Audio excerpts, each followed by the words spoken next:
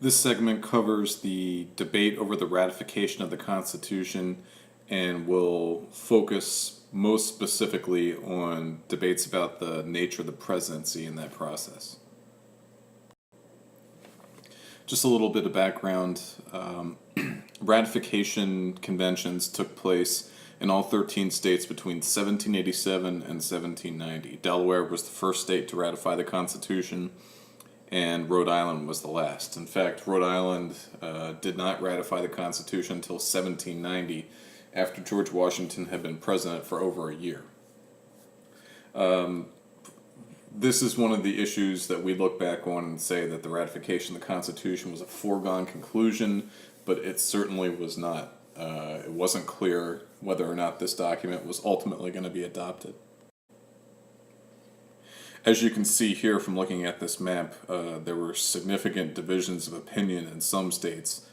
You can notice looking at, say, Delaware and New Jersey, the vast majority of the population was for ratification. But if you take a look at Virginia and take a look at New York State, you can see the green areas are areas where the majority of the public wanted to ratify the document.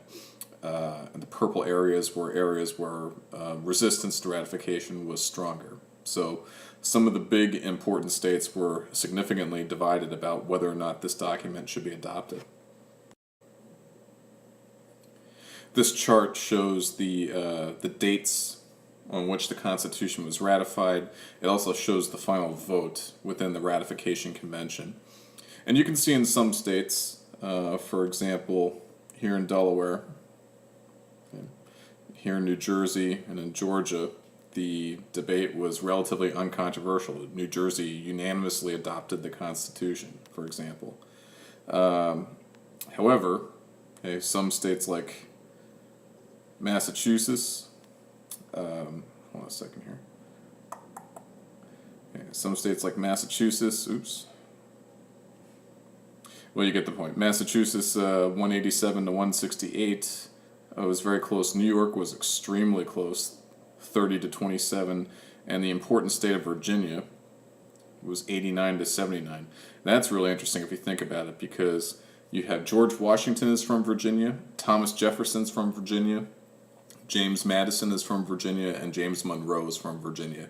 That's 4 of our 5 first presidents hailed from the state, so it was absolutely crucial that Virginia be part of the new union. It was also crucial that New York be part of it as well.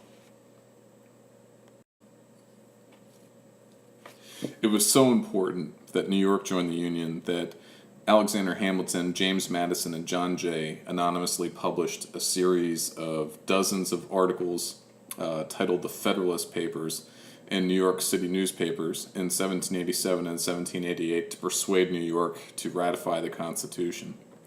We're not going to go through all of these, but it's important to look at Federalist issues number 67 through 77. Those are the ones that cover the presidency, and they're discussed entirely by Alexander Hamilton, who was a fairly vigorous defender of a powerful presidency. So I would ask you to please take a look at Google Assignment 1 once we finish these lecture slides. Ultimately, the Constitution is adopted on June 21st, 1788, after the 9th state, which is New Hampshire, ratified the Constitution. However, New York and Virginia still were not part of the federal union at this point, and they ultimately elect to join the union after this. The first presidential election was held on January 7th, 1789, when the Electoral College held its vote in each of the 13 states. Several months later, on April 6th, 1789, there was a quorum in the House and the Senate for the first time. A quorum is the minimum number of members that need to be present for official business to take place. So the session of Congress actually began on March 4th, but there weren't enough people there to start business until April 6th. But on the first day that enough people were there to conduct official business, the ballots from the Electoral College were counted, and George Washington was formally elected President of the United States. He was informed of this. He traveled from his home in Virginia to Washington, and he was inaugurated in New York City on April 30th, 1789. And I would ask you to please watch the video clip from John Adams, which depicts the inauguration of Washington as the first president.